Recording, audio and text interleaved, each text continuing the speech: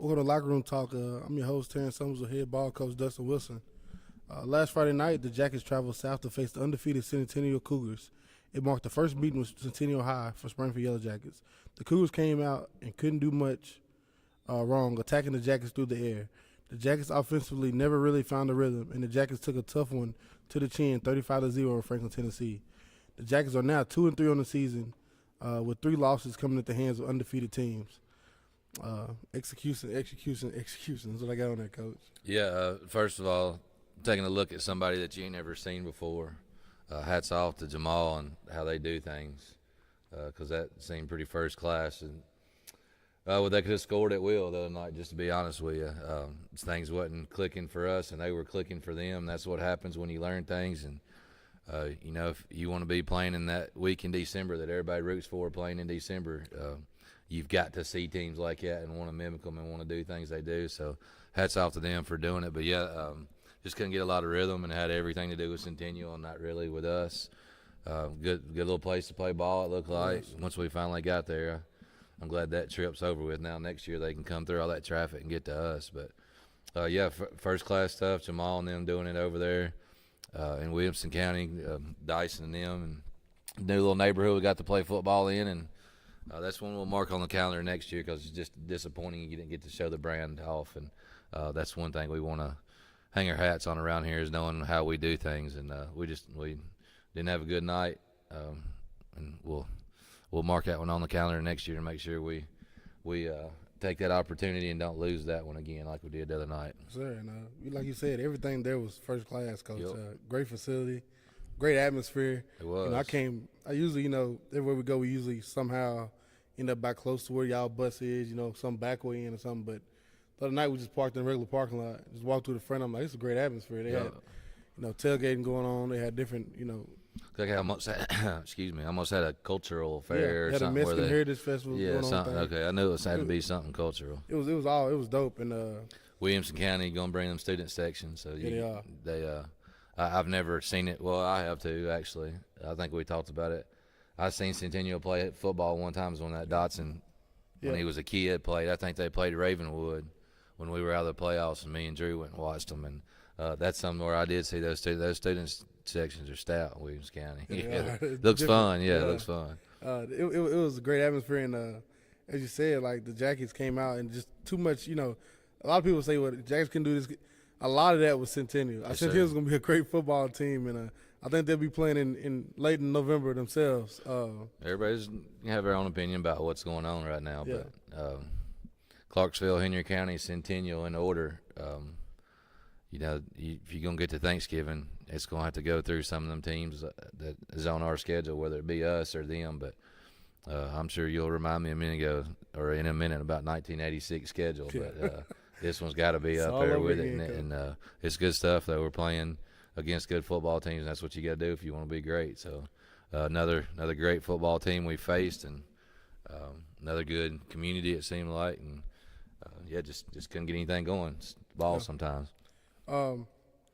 And I would say I always refer back to his schedule, but history always repeats itself. Yeah, and it came back around, this schedule, tough schedule. And those 3 losses the Jackets have taken this year, as I said, have came in the hands of undefeated teams. Clarksville's still undefeated, and honestly probably will finish the season undefeated. Yeah. Henry County got one. Henry County got one loss now. So. They just lost this past Friday. That's correct. They lost this past Friday. Then, of course, Centennial's still undefeated. So it all is not slouches we're losing to. It's great football programs that's going to be around this year, next year, and years to come. Yep. Now, Jackets JV. We played JV this week? We did. We played JV. Played Kirkwood, the new Clarksville area school. The one closest to us now is closer than us than Rossview is, but we won 34-35 to nothing. Took us a little while to get started. Man, JV's so hectic.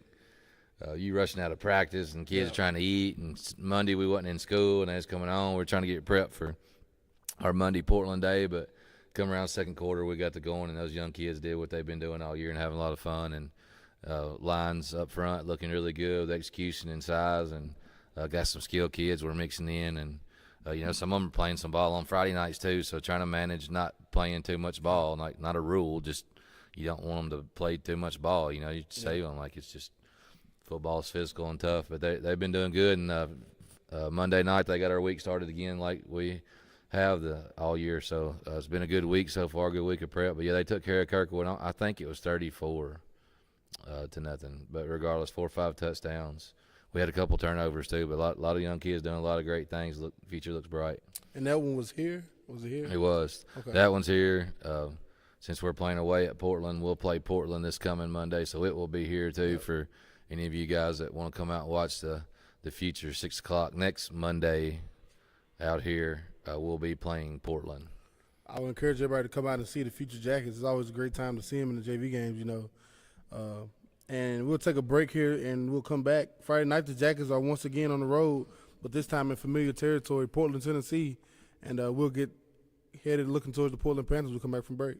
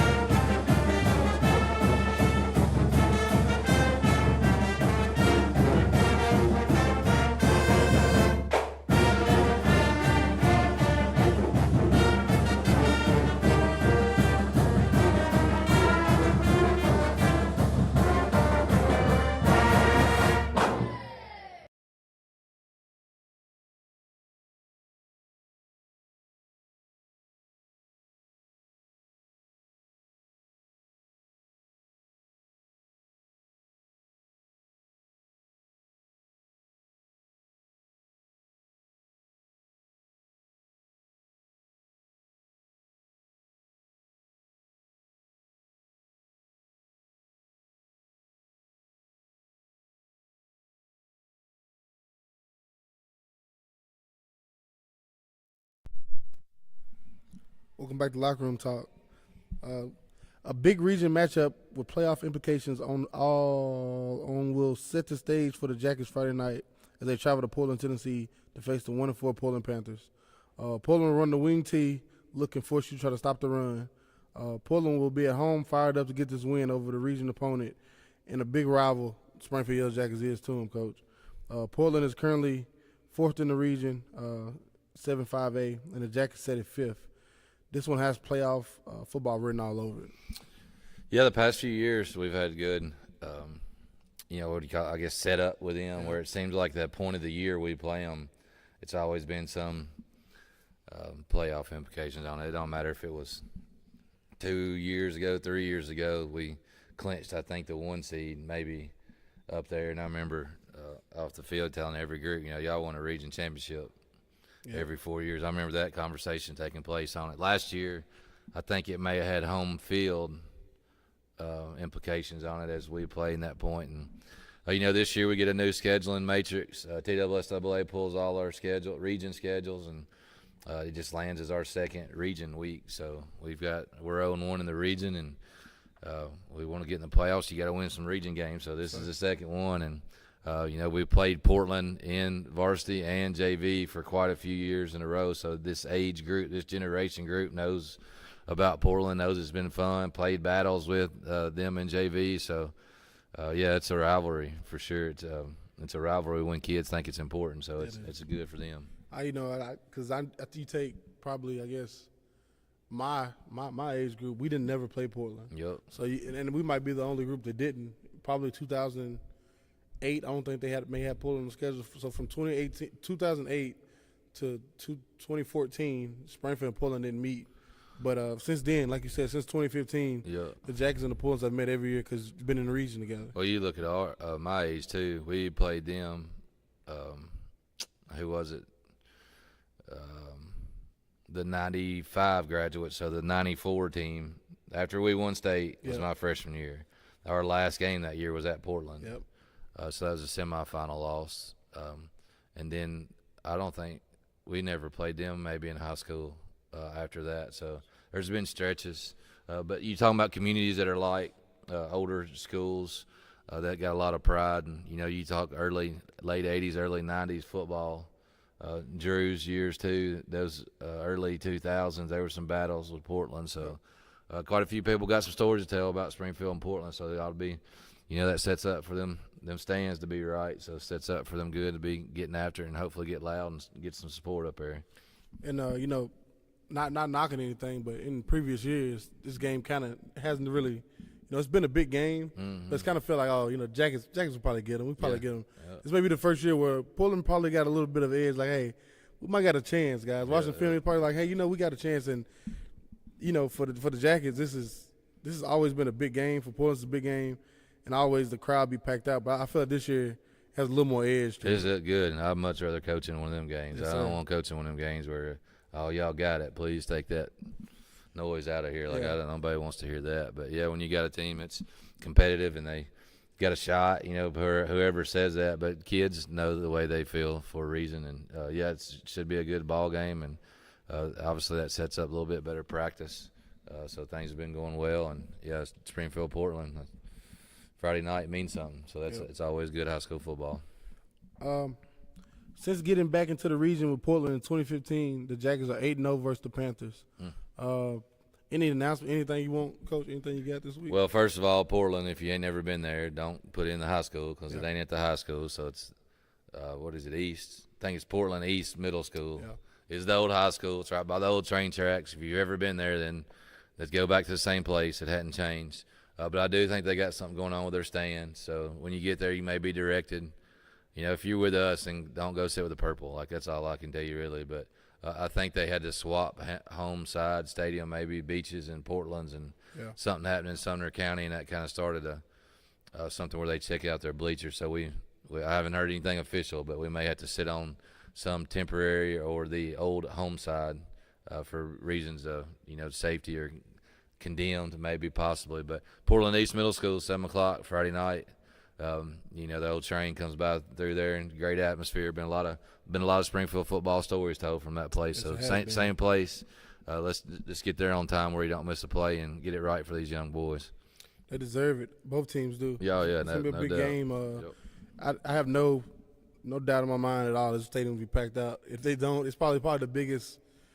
I think this may be the first game they've had at home with like this big of a crowd, probably. Yeah. I forget who they played first time at home, but I think they played at Greenbrier. Well, it'd have been White House, so that is their game. Yeah, but I don't think they played at Portland this year, did they? I don't know.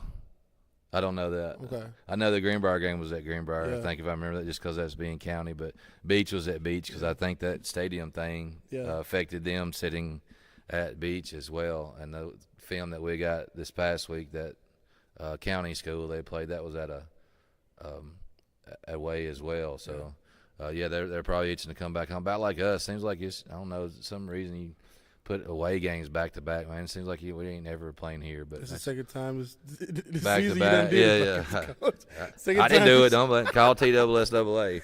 Now when they set those region games though, that takes, you make decisions as a coach about that schedule, and when they gave us that schedule, so. Yeah. With the region games on it, hey, here's your schedule, and those 5 weeks: Henry County, Portland, Hendersonville, even your Hunters Lane, which we moved to Thursday, and then that last Beach game they made us do that on Thursday for referee shortage, and then hey, you got to fill in the hole. So there comes your Centennials and everybody else and Gallatins that we got on the schedule that want to play us. So it's a little bit my fault, but that home and away thing, man, it seems like we've been on the road a lot But anyway, you ain't got an excuse. No, not this one. No, you better come on out or listen to TNM. Get out there to the stadium. It's going to be one Jackets fan this week. I won't watching me. That's it. Yeah, Mr. right. Randy, that's it. Who was that? That's Mr. Randy. That's the Okay, one I won't all watch right, me this all week. right. The rest of y'all get pack the stadium. Let's get All there. right. We're less than 48 hours from game day for the Jackets and the Hayes in the barn. Only a walkthrough left in this game day. Excited to see all the Jackets fans Friday night in P-Town. Hoping everyone makes the trip. As always, like Coach said, me and Kenneth Holman will be on the call for you starting at 6:45. We encourage everybody to come out to Portland and cheer on the Jackets in this big region matchup. As always, head coach Dustin Wilson, Terrence Summers, been Locker Room Talk. Go Jackets.